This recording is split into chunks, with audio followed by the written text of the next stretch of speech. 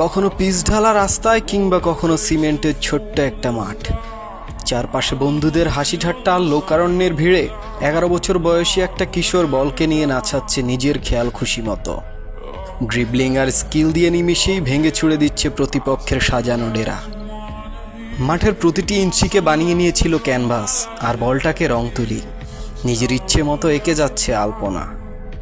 ফুটসালটা তার কাছে শুধু একটা খেলা ছিল না, ছিল তার প্রথম প্রেম।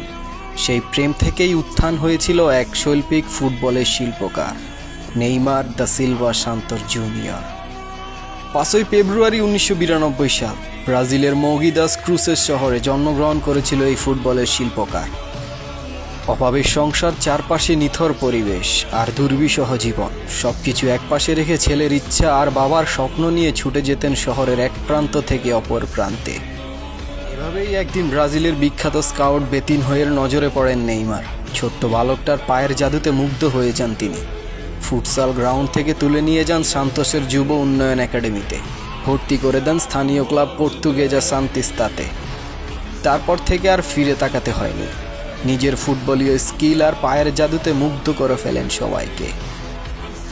7 মার্চ 2009 সাল মাত্র 17 বছর বয়সেই সান্তোসের জার্সিতে পেশাদার ক্যারিয়ার শুরু করেন Neymar.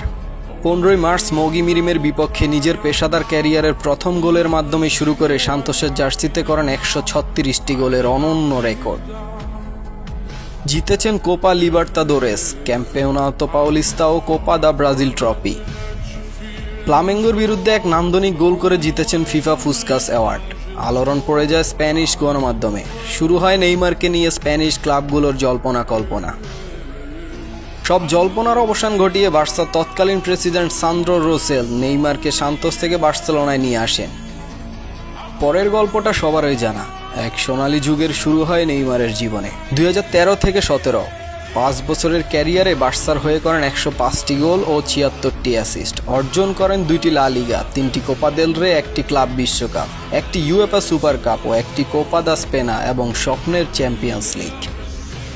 8 March 2017 UCL round of 16 পিএসজির সাথে প্রথম লেগে 4-0 গোলে পিছিয়ে থাকা বার্সেলোনাকে নিজের নৈপুণ্যে জয় এনে দিয়ে এক ঐতিহাসিক কামব্যাকের রচনা করেন।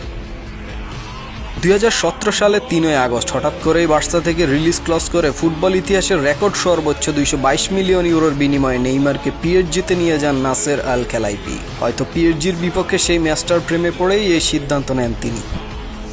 2017 থেকে 2023 পিএসজির হয়ে করেন 118টি গোল ও 77টি অ্যাসিস্ট। অর্জন করেন 3টি কোপা দে ফ্রান্স, 2টি কোপা দে লা লিগ ও 3টি সুপার কাপ ট্রফি। পরবর্তীতে 2023 সৌদি ক্লাব আল হিলাল ও সর্বশেষ নিজের শৈশবের ক্লাব সান্তোসে ফিরে আসেন তিনি। ইনজুরি কবলিত নেইমারের এই সময়টুকু বিষণ্ণতায় কেটে যায়। নেইমার তার ক্যারিয়ারে শুধুমাত্র ইনজুরির কারণে মিস করেছেন 250টিরও বেশি ম্যাচ, যা একজন পেশাদার ফুটবলার হিসেবে সর্বোচ্চ। এই ইনজুরির কারণে নিজে কেঁদেছেন এবং সমর্থকদেরও কাঁদিয়েছেন বহুবার।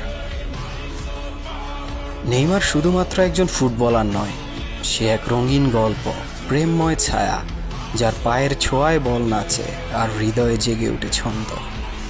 নেইমার শুধু গোল করার জন্যই ফুটবল খেলে না, খেলে ভালোবাসা ছড়ানোর জন্য। সান্তোস থেকে বার্সা, বার্সা থেকে প্যারিস, সুদূর মরুভূমি, সবখানে রেখে গেছেন হৃদয়ের ছাপ। নেইমারের মাঠে হাসি, চলন, উদযাপন আর কান্নার ভাজে ভাজে লুকিয়ে থাকে এক প্রেমিকের আবেগ, যার প্রতিটি স্পর্শে প্রেমে পড়ে যায় অগণিত হৃদয়। সে যখন হাসে মনে হয় আকাশটা হালকা হয়ে যায়, যখন কাঁদে ফুটবল যেন নিঃশব্দ হয়ে পড়ে। তাকে দেখে কেউ গোলের সংখ্যা গুনে না, গুনে স্বপ্নের সংখ্যা।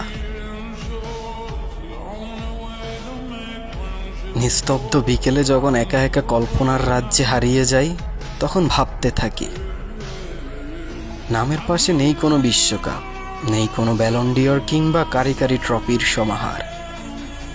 এত কিছুর পরেও আমি কেন তোমার প্রেমেই পড়লাম।